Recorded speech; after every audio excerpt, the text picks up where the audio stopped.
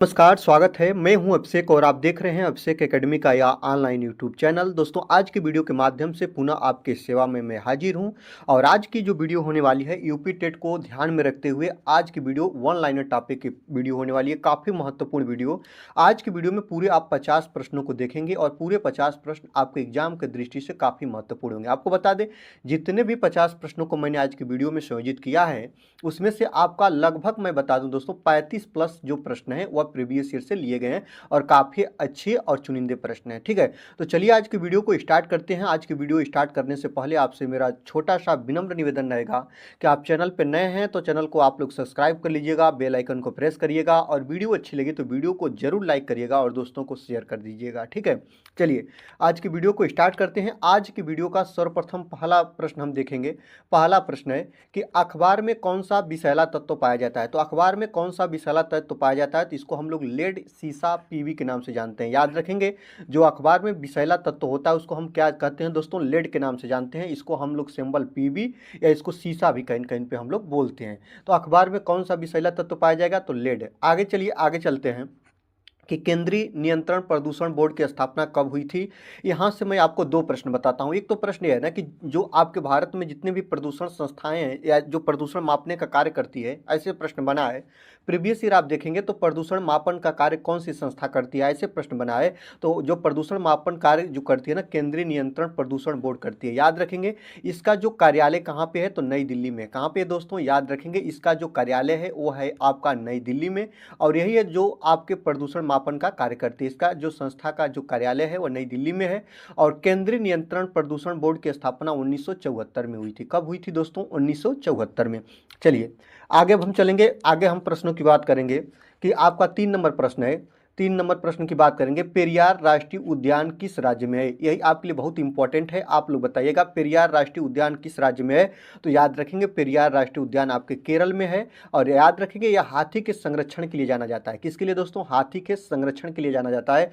आपको मैं यहीं पे बता दूं, जो साइलेंट वैली, याद रखेंगे बहुत इंपॉर्टेंट है, अगर आप नहीं जानते हैं तो जान जाइए। साइलेंट वैली कहाँ पे है दोस्तों, तो साइलेंट वैली या साइलेंट घाटी कहाँ पे है, तो दोस्तों ये भी आपका केरल में ही है। कहाँ पे दोस्तों, तो ये भी आपका केरल राज्य में ही है। केरल राज्य की जो आप लोग बात करेंगे दोस्तों, साक्षरता दर सबसे ज़्यादा है।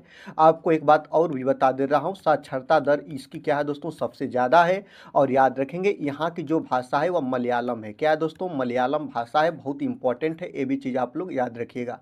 चलिए यहाँ पे अब हम बात करेंगे, 4 नंबर की बात करेंगे कि मॉन्ट्रियल प्रोटोकॉल, याद रखेंगे मॉन्ट्रियल प्रोटोकॉल कब लाया गया, कब लागू हुआ या कब बताया गया या कब ये जारी किया गया था, तो 1987 में। याद रखिएगा, जो मॉन्ट्रियल प्रोटोकॉल है वह किससे संबंधित रखता है, तो 1987 में यह लाया गया और ओजोन परत के संरक्षण के लिए। किसके लिए दोस्तों, ओजोन परत के संरक्षण के लिए लाया गया था, बहुत इंपॉर्टेंट है और इसका नाम है दोस्तों मॉन्ट्रियल प्रोटोकॉल। आपको मैं यहाँ पे एक और प्रोटोकॉल के बारे में बता रहा हूँ, बहुत इंपॉर्टेंट है, आप बताइएगा क्योटो प्रोटोकॉल क्या है।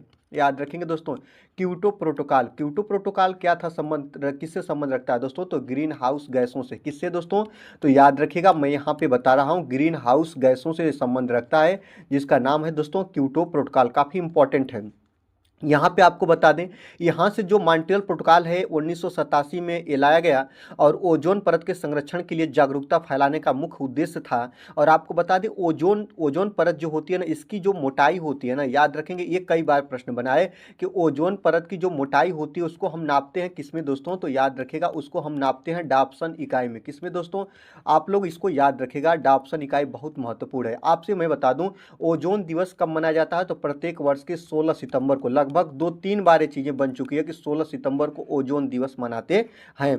याद रखेंगे, आपसे मैं एक बात और प्रश्न आपको बता दूं कि जो ओजोन परत है ना, याद रखेंगे जो ओजोन परत है वह कौन से मंडल का हिस्सा है, तो समताप मंडल का हिस्सा है। ये भी आपके लिए बहुत इंपॉर्टेंट है। क्या है दोस्तों, समताप मंडल के लिए है। ये प्रश्न आपका कई बार पूछा है। ठीक है, ओजोन परत जो होती है ना, वह सूर्य की पराबैंगनी किरणों को, अल्ट्रावायलेट किरणों को पृथ्वी पर आने से रोकती है। ये भी इंपॉर्टेंट पॉइंट है, इसको आप लोग याद रखिएगा। चलिए आगे चलते हैं, यहाँ पे हम बात करेंगे 5 नंबर क्वेश्चन की। 5 नंबर क्वेश्चन कर रहा है कि भारत में सर्वाधिक वन क्षेत्रफल किस राज्य में है। आपको बता दें सबसे ज्यादा भारत में जो वन पाए जाते हैं ना, वन क्षेत्रफल पाए जाते हैं, याद रखें कौन सा ऐसा राज्य है जिसके क्षेत्रफल पर सबसे ज्यादा वन फैले हुए हैं, तो वह राज्य कौन सा है दोस्तों, मध्य प्रदेश है। कौन दोस्तों, मध्य प्रदेश। और सबसे कम की बात पूछे ना, याद रखेंगे कम की बात पूछे तो तुरंत आप लोग याद रखिएगा हरियाणा। हरियाणा में सबसे कम क्षेत्रफल पर वन है, या वहां पे वन भी संख्या भी कम है। आगे चलिए हम बात करते हैं 6 नंबर की।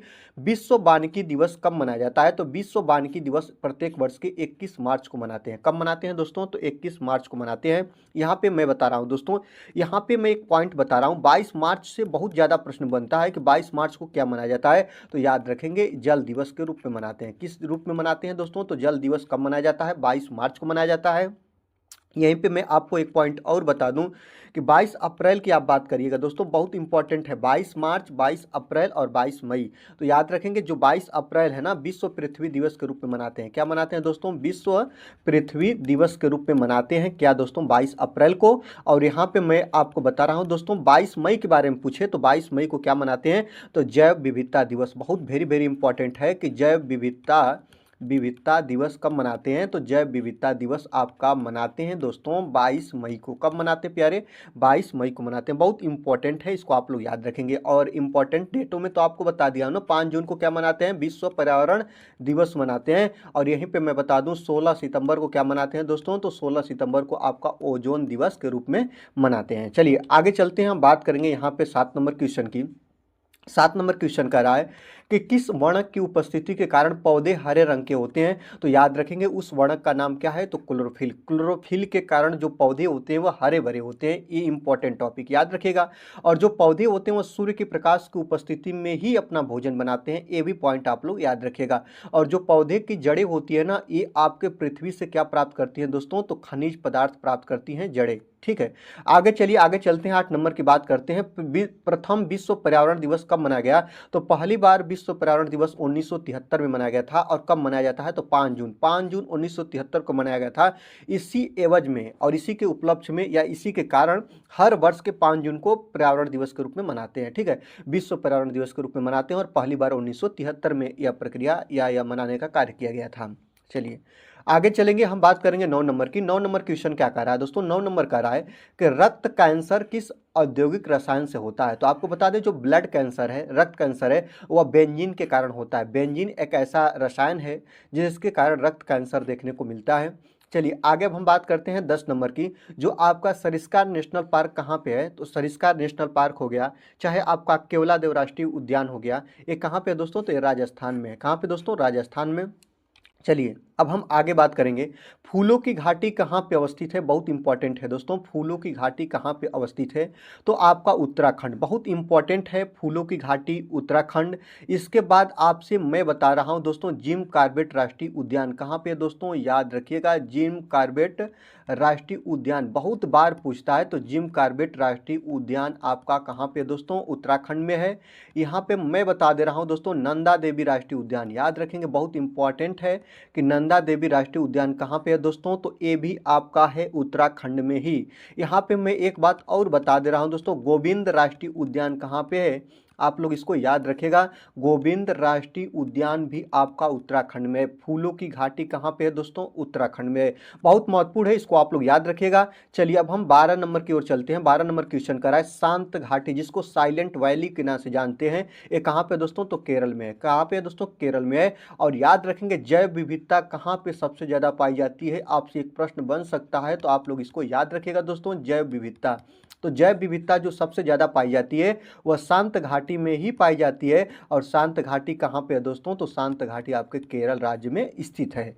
तो शांत घाटी अवस्थित है केरल में। और जैव विविधता भी पूछे कहाँ पे पाई जाती है, पूछ चुका है, प्रीवियस ईयर की बात बता रहा हूँ, तो ये आपका कहाँ पे दोस्तों, केरल में। चलिए आगे चलते हैं, हम बात करेंगे 13 नंबर की। 13 नंबर है दोस्तों, WWF का फुल फॉर्म क्या होता है, तो वर्ल्ड वाइल्ड लाइफ फंड होता है। याद रखेंगे इसकी जो स्थापना 1961 में की गई थी, इंपॉर्टेंट है। और यहीं से मैं बता दे रहा हूं दोस्तों, आप बताइएगा हमको LPG का फुल फॉर्म क्या होता है, तो लिक्विफाइड पेट्रोलियम गैस होता है। यहीं पे मैं बता रहा हूँ CNG का फुल फॉर्म क्या होता है, कंप्रेस्ड नेचुरल गैस होता है, या संपीड़ित प्राकृतिक गैस इसको बोलते हैं, ये भी याद रखिएगा। CO का फुल फॉर्म क्या होता है, कार्बन मोनोऑक्साइड ऑक्साइड गैस होता है। यहीं पे मैं आपको बता रहा हूं दोस्तों, बहुत इंपॉर्टेंट जो है इनको मैं आपको बता रहा हूं। CO2 पूछे, कार्बन डाइऑक्साइड गैस होता है। यहाँ पे मैं एक और बता रहा हूँ, MIC का फुल फॉर्म क्या होता है। ये आपका जो ये आपके पर्यावरण अध्ययन से कई बार इससे रिलेटिव प्रश्न बन चुके हैं, जिसको हम भोपाल गैस त्रासदी के नाम से जानते हैं। क्या जानते हैं दोस्तों, यहाँ पे लिख भी दे रहा हूँ, भोपाल गैस त्रासदी।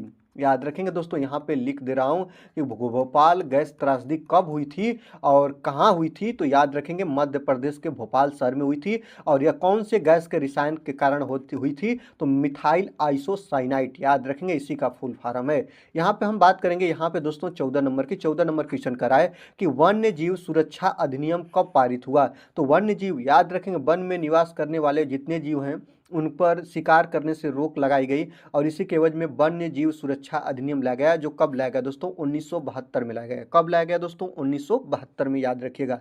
अगर दोस्तों आपसे रिक्वेस्ट करेंगे कि वीडियो अच्छी लग रही है तो जरूर से जरूर आप वीडियो को लाइक करिएगा, चैनल पर नए हैं तो सब्सक्राइब करके बेल आइकन को प्रेस करिएगा, और दोस्तों को शेयर करके हमारी क्या करिएगा दोस्तों, मदद भी करिएगा, क्योंकि एक वीडियो बनाने में काफ़ी मेहनत लगती है, और ये मेहनत केवल आपका एक लाइक मुझे 1000 वीडियो बनाने के लिए मोटिवेट करता है। तो आप लोग लाइक जरूर कर दीजिए दोस्तों, क्योंकि वीडियो के व्यू बहुत ज़्यादा आते हैं, लाइक बहुत कम मात्रा में आता है। तो आप लोग चाहते हैं कि केवल कम समय में ऐसे वीडियो मिले जिससे आपका एग्जाम में अच्छे अंक प्राप्त हों, तो आप लोग वीडियो को लाइक करके हमारे हौसला को उजागर कीजिए, जिससे मैं आपको हर रोज एक नई नई वीडियो लाता रहूं। चलिए, यहाँ पे हम बात करेंगे दोस्तों 15 नंबर की। 15 नंबर क्वेश्चन कर रहा है कि भारतीय गैंडा कहाँ पे संरक्षित है। याद रखेंगे दोस्तों, ये भारतीय गैंडा है। तो भारतीय गैंडा कहाँ पे संरक्षित है, तो काजीरंगा नेशनल पार्क। सबसे ज़्यादा यहाँ से प्रश्न बने हैं, 2-3 प्रश्न बनते हैं। एक सींग वाला गैंडा, यहाँ पे मैं लिख भी दे रहा हूँ दोस्तों, एक सींग वाला गैंडा अगर आपसे पूछे एक सींग वाला गैंडा कहाँ पे है, तो याद रखेंगे एक सींग के गैंडे के लिए जो संरक्षित अभ्यारण्य है वह काजीरंगा नेशनल पार्क है। और आपसे पूछे कहाँ है दोस्तों, तो याद रखेंगे एक सींग वाले गैंडा आपके जो असम में एक अभ्यारण्य है जिसका नाम है काजीरंगा नेशनल पार्क, वहां पे मिलते हैं एक सींग के गैंडे। आगे चलिए चलते हैं, रेड डाटा बुक किससे संबंध रखता है। रेड डाटा बुक, रेड किसका चिन्ह होता है, तो खतरा का होता है। किसका होता है दोस्तों, खतरा का होता है, ये आपको पता भी है। तो जो रेड डाटा बुक है ना, वह खतरे से है।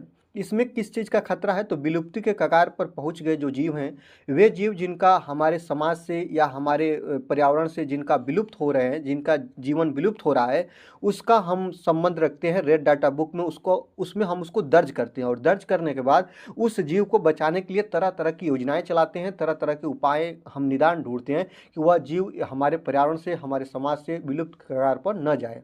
तो रेड डाटा बुक पूछे तो तुरंत आप बताइएगा, विलुप्ति के कगार पर पहुंच गए जीवों का इसमें एनालिसिस किया जाता है, डाटा रखा जाता है या अध्ययन किया जाता है। चलिए आगे चलते हैं, हम बात करेंगे 17 नंबर की।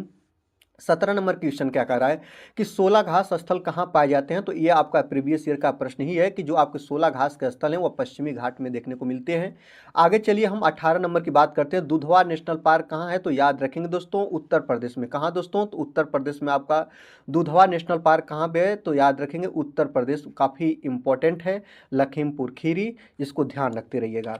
चलिए अब हम आगे चलेंगे, 19 नंबर की बात करेंगे। 19 नंबर का रहा है कि घरेलू मवेशियों तथा भेड़ किस हरित गृह गैस, जिसका नाम है दोस्तों, याद रखेंगे CNG के उत्पादन के लिए उत्तरदायी होते। CHG नहीं है दोस्तों, यहाँ पे होगा आपका CNG। याद रखेंगे दोस्तों, ये CNG होगा। तो याद रखेंगे जो घरेलू मवेशियाँ होती है, मवेशिया का मतलब जैसे गाय भैंस हो गई, तो उनके खुर से या उनके जो जुगाली करती हैं, जिनको हम पगुरी बोलते हैं, उनके मुख से एक गैस निकलती है जिसको हम लोग हरित गृह गैस के नाम से जानते हैं। और वह कौन सी गैस होती है, तो वह मेथेन होती है, मीथेन होती है, CH4 इसको बोलते हैं। या आप लोग एक बात और याद रखिएगा, धान के खेत से, आपको मैं एक बात बता दूं, धान के खेत से या आपका गन्ने के खेत से कौन सी गैस निकलती है, तो गन्ने की खेत या आपका धान की खेत, दोनों खेतों से आपकी निकलती है मेथेन गैस। राइट बात। चलिए आगे चलते हैं, यहाँ पे हम बात करेंगे दोस्तों 20 नंबर क्वेश्चन की कि भारतीय वन संशोधन अधिनियम 2017 में वृक्ष में जो वृक्ष की सूची निकाली गई, उसमें कौन सा ऐसा वृक्ष है जिसको वृक्ष के क्षेत्र से या वृक्ष के अंतर्गत से निकाल दिया गया। याद रखेंगे, तो बांस था। बांस आप लोग देखे भी होंगे, बांस को हम लोग क्या बोलते हैं, तो बांस को हम लोग झाड़ी में अब रखे हैं, बांस अब वृक्षों में नहीं आता, बांस को हम लोग झाड़ी में रख दिए हैं। ये बात आप लोग याद रखिएगा। दोस्तों आपसे कहना चाहूँगा कि अगर आप चाहते हैं कि हर वीडियो की पीडीएफ बिल्कुल फ्री में आपको मिलती रहे तो आपको इस व्हाट्सअप नंबर 6388 4679 11 पे आपको व्हाट्सअप करना होगा और व्हाट्सअप में आपको लिखना होगा पीडीएफ, और आपको वहां से बिल्कुल फ्री में पीडीएफ मिल जाएगी। और हमारे व्हाट्सअप ग्रुप जो अभिषेक एकेडमी का ऑफिशियल व्हाट्सअप ग्रुप है उसमें आपको जोड़ भी दिया जाएगा, जिससे आपको हर वीडियो की पीडीएफ बिल्कुल फ्री में मिलती रहेगी। चलिए आगे अब हम बात करेंगे दोस्तों 21 नंबर की। 21 नंबर क्वेश्चन कर रहा है कि जो क्लोरोफिल निर्माण में आवश्यक होता है, तो क्लोरोफिल निर्माण में क्या आवश्यक होता है दोस्तों? क्लोरोफिल निर्माण में आवश्यक तत्व जो होते हैं वह मैग्नीशियम होते हैं। आपको बता दें जो पेड़ पौधे की पत्तियां होती है ना, याद रखेंगे पेड़ पौधे की जो पत्तियां होती है ना उसमें आपके मैग्नीशियम तत्व अर्थात Mg पाया जाता है या Mg उपस्थित होता है। ठीक है, चलिए आगे देखते हैं पर्यावरण संरक्षण अधिनियम कब आया या कब लागू हुआ? तो 1986 में। कब दोस्तों? तो 1986 में लागू हुआ था।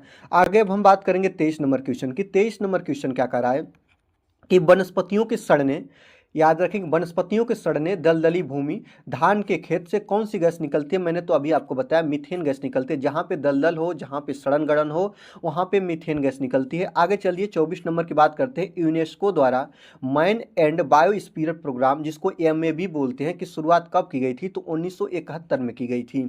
चलिए आगे अब हम चलेंगे, बात करेंगे 25 नंबर की कि धुएं से आंखों में जलन पैदा किस कारण से होती है? तो जो आप लोग के धुएं होते हैं ना, धुओं से आंखों में जो जलन पैदा होती है ना वो नाइट्रिक ऑक्साइड के कारण होती है, या आपसे पूछे जो वाहन के साइलेंसर से निकलती है कार्बन मोनोऑक्साइड गैस, इसके कारण भी आंखों में जलन होती है। चलिए आगे चलते हैं, 26 नंबर की बात करते हैं। हमारे देश में वन महोत्सव दिवस कब मनाया जाता है? अगर आपसे पूछे ही नहीं, पूछ चुका है, ठीक ना, तो हमारे देश में वन महोत्सव दिवस कब मनाते हैं? तो याद रखेंगे जुलाई का प्रथम सप्ताह। इसको ऐसे भी कहीं कहीं लिखा हुआ मिल सकता है कि जो जुलाई का प्रथम सप्ताह होता है ना दोस्तों, याद रखेंगे जो जुलाई का प्रथम सप्ताह होता है ना, याद रखेंगे यह वन महोत्सव दिवस के रूप में ही मनाते हैं, क्योंकि सरकारों द्वारा, गवर्नमेंट द्वारा इस सप्ताह में अधिक से अधिक वृक्षारोपण की योजनाएं चलाई जाती है। तो हमारे देश में वन महोत्सव दिवस कब मनाया जाता है? तो प्रत्येक वर्ष के 1 जुलाई को मनाते हैं वन महोत्सव दिवस। चलिए आगे चलते हैं, हम बात करेंगे दोस्तों 27 नंबर क्वेश्चन की। 27 नंबर क्वेश्चन कर रहा है कि वाष्पोत्सर्जन क्रिया के लिए आवश्यक तत्व है। तो याद रखेंगे जो पेड़ पौधे की वाष्पोत्सर्जन की क्रिया है या इसके लिए आवश्यक तत्व कौन होता है? तो पोटेशियम होता है। वाष्पोत्सर्जन की जो क्रिया होती है इसके लिए आवश्यक तत्व होता है वह पोटेशियम होता है, इसको हम K से दर्शाते हैं। चलिए 28 नंबर की बात करते हैं, प्रकाश द्वारा पौधे में निर्माण होता है। तो जो सूर्य की, याद रखेंगे जो आपका वायुमंडल है इसमें प्रकाश, इसमें ऊर्जा का सबसे बड़ा स्रोत अगर पूछे तो क्या है दोस्तों? सूर्य की प्रकाश किरणें या सूर्य है। तो प्रकाश द्वारा पौधे में निर्माण होता है किसका? तो विटामिन ए एवं कैरोटीन का। किसका दोस्तों? विटामिन ए एवं कैरोटीन का निर्माण होता है प्रकाश द्वारा पौधे के निर्माण में, ठीक ना, पौधे में निर्माण होता है। ये चीजें याद रखेंगे। पत्तियों के उनके संग्रहण केंद्र बोली जाती हैं, पत्तियां या तना। चलिए आगे चलते हैं, हम बात करेंगे 29 नंबर क्वेश्चन की। 29 नंबर क्वेश्चन करा है, खेती की सबसे प्राचीन प्रणाली कौन सी है? आपको पता भी है, झूम खेती। झूम खेती कहाँ पे होती है? तो भारत के पूर्वी जो पूर्वोत्तर इलाके हैं जैसे मेघालय हो गया, तो ये सभी जगहों पे आपके क्या होती है दोस्तों? झूम खेती होती है। तो सबसे प्राचीन खेती के रूप में आप लोग प्रणाली देखेंगे तो झूम खेती हो गई, बेवार हो गया, पांडु कृषि हो गई, ये आपके प्राचीन प्रणाली है कृषि करने की। चलिए 30 नंबर की बात करते हैं, भारत में सबसे अधिक जैव विविधता कहाँ पाई जाती है? तो आपको मैंने बता दिया शांत घाटी या इसको साइलेंट वैली बोलते हैं। कहाँ पे दोस्तों? केरल में। यहाँ पे जैव विविधता सबसे ज़्यादा देखने को मिलती है। चलिए आगे अब हम बात करेंगे दोस्तों 31 नंबर क्वेश्चन की। 31 नंबर क्वेश्चन कर रहा है कि जैव विविधता दिवस कब मनाते हैं? 22 मई को मनाते हैं, बता चुका हूँ। ओजोन O3 दोस्तों याद रखेंगे, ओजोन को दर्शाते हैं O3 से। तो O3 की सांद्रता मापने की इकाई क्या होती है? तो याद रखेंगे O3 की जो सांद्रता नापते हैं और डाप्सन इकाई में नापते हैं। जो याद रखेंगे जो ओजोन परत होती है समताप मंडल में पाई जाती है, और समताप मंडल के हिस्सा होती है और उसी में एक लेयर होती है, उसी लेयर को हम लोग नापने का काम करते हैं डाप्सन यूनिट में या इकाई में। चलिए आगे चलते हैं दोस्तों, यहाँ पे हम बात करेंगे 33 नंबर क्वेश्चन की। 33 नंबर क्वेश्चन कर रहा है कि गिद्ध संरक्षण परियोजना कब से प्रारंभ हुआ? तो गिद्ध संरक्षण परियोजना जो लागू हुआ, जो परियोजना प्रारंभ हुई दोस्तों 2006 में। और आप लोग सिंपल बात जान ही सकते हैं कि गिद्धों के संरक्षण के लिए लाई गई थी दोस्तों। याद रखेंगे लाल दवा से गिद्धों मर जाते थे। जो लाल दवा होती थी यह पशुओं को दी जाती थी, और जब पशु मर जाते थे तो पशुओं को खुले में छोड़ दिया जाता था, और जो उनको गिद्ध या अन्य जीव खाते थे तो मर जाते थे, उनके सेहत के लिए हानिकारक थी, तो गिद्ध संरक्षण परियोजना लागू किया गया 2006 में, जिसमें मरे गए जीव जंतुओं को खुले में न छोड़ा जाए जिनको लाल दवा दी गई हो। ठीक है, चलिए यहाँ पे हम 34 नंबर की बात करते हैं। विश्व पृथ्वी दिवस कब मनाते हैं? 22 अप्रैल को मनाते हैं विश्व पृथ्वी दिवस के रूप में। चलिए अब हम आगे देखते हैं। विश्व ओजोन दिवस, आपको बता दिया विश्व ओजोन दिवस कब मनाते हैं? 16 सितंबर को मनाते हैं। और विश्व पर्यावरण दिवस कब मनाते हैं? तो 5 जून को मनाते हैं, याद रखेंगे, बहुत इंपॉर्टेंट है। आगे देखते हैं 36 नंबर की बात करते हैं। Indian institute of forest management कहाँ पे है दोस्तों? तो याद रखेंगे Indian institute of forest management जो है दोस्तों वो भोपाल में। कहाँ पे दोस्तों? भोपाल में। ये चीज़ें आप लोग याद रखेंगे। चलिए आगे देखते हैं, हम बात करेंगे 37 नंबर क्वेश्चन की। 37 नंबर क्वेश्चन कर रहा है कि भारत में सबसे कम वनावरण कहाँ पे है दोस्तों? तो याद रखेंगे भारत में सबसे कम भूभाग पे वनावरण कहाँ पे देखने को मिलते हैं? तो हरियाणा राज्य में। यहाँ पे कृषि सब ज़्यादातर भूभाग पे कृषि होती है। आगे देखते हैं 38 नंबर की बात करते हैं। भारत में प्रोजेक्ट टाइगर कब शुरू हुआ? 1973 में। कब दोस्तों? तो प्रोजेक्ट टाइगर शुरू हुआ 1973 में। बहुत इंपॉर्टेंट है, इसको आप लोग याद रखिएगा। अगर वीडियो अच्छी लगी है दोस्तों तो वीडियो को जरूर से जरूर लाइक करिएगा, चैनल को सब्सक्राइब करिए या ना करिए, वीडियो को लाइक कर दीजिए और याद रखेंगे दोस्तों को वीडियो को शेयर कर दीजिए। चलिए यहाँ पे हम बात करेंगे 39 नंबर क्वेश्चन की। 39 नंबर कह रहा है कि विश्व पर्यटन दिवस कब मनाया जाता है? तो प्रत्येक वर्ष के 27 सितंबर को। कब दोस्तों? 27 सितंबर को हम मनाते हैं विश्व पर्यटन दिवस के रूप में। 40 नंबर की बात करते हैं। विश्व वन्यजीव कोष, याद रखेंगे दोस्तों WWF, world wild life fund, याद रखेंगे, का प्रतीक चिन्ह क्या है दोस्तों? तो पांडा है। क्या है दोस्तों? पांडा है, याद रखेंगे। विश्व वन्यजीव कोष द्वारा प्रतीक के रूप में कौन से जीव को लिया गया है? तो पांडा को लिया गया है। ये बातें याद रखिएगा। आपसे प्रश्न ऐसे बन सकते हैं कि विश्व वन्यजीव कोष द्वारा प्रतीक के रूप में कौन से जीव को लिया गया है? तो जो ये संस्था है ना वह एक पांडा जीव है ना, उसको लिया है प्रतीक के रूप में, जो ज्यादातर चीन में देखने को मिलते हैं। चलिए आगे चलते हैं, हम बात करेंगे 41 नंबर की। 41 नंबर का रहा है दोस्तों, याद रखें, हैदराबाद में स्थित हुसैन सागर झील किस जीव के वृद्धि के कारण नष्ट हुई है? तो याद रखेंगे, जो आप लोग देखेंगे, आपको एक बात बता रहा हूं, पश्चिम बंगाल, याद रखेंगे, पश्चिम बंगाल का संकट किसे बोलते हैं? तो जलकुंभी को बोलते हैं। और हैदराबाद में स्थित हुसैन सागर झील किस जीव की वृद्धि के कारण नष्ट हुई है? तो याद रखेंगे वह जलकुंभी। जलकुंभी क्या होती है दोस्तों? यह जल के ऊपरी सिरों पे फैल जाती है और याद रखेंगे जितने भी जीव जंतु होते हैं नीचे नष्ट हो जाते हैं, उनको ऊपर का ऑक्सीजन का अनावरण को रोक देती है। और याद रखेंगे जलकुंभी जो होती है वो मच्छरों का घर भी बोली जाती है, याद रखेंगे। तो आपसे प्रश्न बन सकता है पश्चिम बंगाल के संकट किसे बोलते हैं? ये भी चीज़ आपको बता दे रहे हैं दोस्तों। पश्चिम बंगाल का संकट, पश्चिम बंगाल का जो संकट है दोस्तों वह जल संकट जो जलकुंभी को बोलते हैं, वहाँ पे ये चीज़ें बहुत ज़्यादा होती हैं। चलिए मरुस्थल में उगने वाले पौधे को क्या कहते हैं? तो जीरोफाइट बोलते हैं, याद रखेंगे दोस्तों।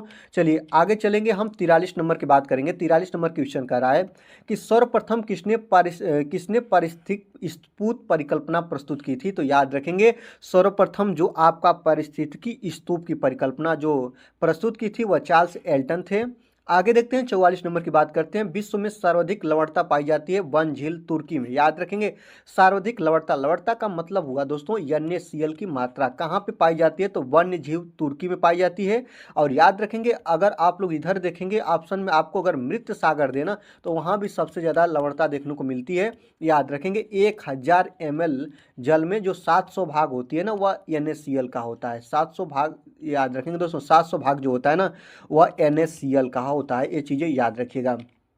चलिए 45 नंबर की हम बात करते हैं दोस्तों। 45 नंबर क्या कह रहा है? 45 नंबर की हम बात करते हैं कि अंतर्राष्ट्रीय अम्ल वर्षा सूचना केंद्र कहाँ पे दोस्तों? तो याद रखेंगे जो ये है दोस्तों ओस्लो में, जो नॉर्वे में पड़ता है, नॉर्वे, ओस्लो नॉर्वे में, याद रखेंगे। अंतर्राष्ट्रीय अम्ल वर्षा सूचक, याद रखेंगे, इसका pH मान से हम याद रखते हैं, जिसका pH मान क्या होता है दोस्तों? 5.2 से कम होता है जिस जल का, उसको हम लोग अम्लीय वर्षा का नाम दे देते हैं जब वर्षा होती है तो, ठीक है। चलिए 46 नंबर की बात करते हैं। स्मोक सिटी ऑफ इंडिया किसे कहा जाता है दोस्तों? तो स्मोक सिटी ऑफ इंडिया की जो सिटी है दोस्तों, याद रखें, कोलकाता को कहते हैं। चलिए अब हम आगे चलते हैं। पारिस्थितिकी अस्थाई मितव्यता है यह किस आंदोलन का नारा है? तो याद रखेंगे चिपको आंदोलन का। चिपको आंदोलन, याद रखेंगे दोस्तों, कहाँ से स्टार्ट हुआ आपको ये बताना है दोस्तों। तो जो चिपको आंदोलन है वह उत्तराखंड से, कहाँ से दोस्तों? उत्तराखंड का चमोली जिला का रेडी गांव, याद रखिएगा। और यहाँ पे पेड़ों को काटने के लिए जो वहाँ की जनजातियाँ थी, जब लकड़हारे लोग पेड़ को काटने आते थे तो वहाँ की जनजातियाँ उस पेड़ से चिपक जाती थी। उनका कहना था कि पेड़ ही हमारा जीवन है, अगर पेड़ काट रहे हो उससे पहले मुझे काटो, पेड़ को ना काटो। तो यही था दोस्तों चिपको आंदोलन, जो उत्तराखंड के रेणी गांव के चमोली जिला के रेणी गांव से स्टार्ट हुआ था। इसको आप लोग याद रखिएगा। आपसे मैं पूछूं कि आप हमको बताइएगा अपिको आंदोलन का संबंध किससे है। तो अपिको जो आंदोलन है ना, ये भी पेड़ को कटने से बचाने के लिए स्टार्ट हुआ था। और कहाँ से हुआ था, तो कर्नाटक राज्य से ये संबंध रखता है। चिपको आंदोलन भी पेड़ों को कटने से बचाने के लिए, और अपिको आंदोलन भी पेड़ों को कटने से बचाने के लिए ही स्टार्ट हुआ था। चलिए यहाँ पे हम बात करेंगे 48 नंबर की। 48 नंबर कह रहा है कि रामसर सम्मेलन का संबंध किससे है दोस्तों। तो याद रखेंगे रामसर सम्मेलन का जो संबंध है वह आर्द्र भूमि से है, याद रखेंगे, ये इंपॉर्टेंट है आपके लिए।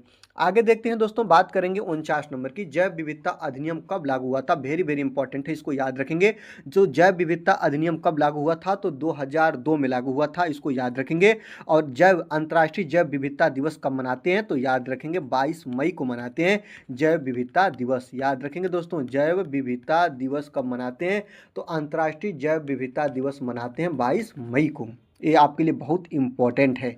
चलिए आगे देखते हैं, 50 नंबर की बात करते हैं। स्टोन कैंसर, इसको हम बोलते हैं स्टोन लेप्रेसी, जैसे खतरे का प्रमुख कारण क्या होती है, तो याद रखें स्टोन कैंसर उत्तरदायी होती है अम्लीय वर्षा। और अम्लीय वर्षा किस उत्तरदायी जो आपका रसायन है SO2 होता है, इसको भी आप लोग याद रखेंगे, ये भी आपका बन चुका है। तो स्टोन कैंसर जैसे खतरे का प्रमुख कारण अम्लीय वर्षा होती है, इसको आप लोग ध्यान रखिएगा। दोस्तों याद रखेंगे 50 प्रश्नों को मैंने बहुत कम समय में कवर किया है। अगर वीडियो अच्छी लग रही है तो दोस्तों लाइक कर लीजिएगा, और याद रखेंगे वीडियो को आप दोस्तों को शेयर करके हमारी मदद करिएगा। और चैनल पर अभी तक आप नए हैं, चैनल को सब्सक्राइब नहीं किया दोस्तों, तो आप लोग सब्सक्राइब कर लीजिए, क्योंकि यहाँ पे हर चीज़ें बिल्कुल फ्री में आपको मिलती रहेगी। आज की वीडियो से दीजिए मुझे विदा, देखते रहिए अभिषेक एकेडमी।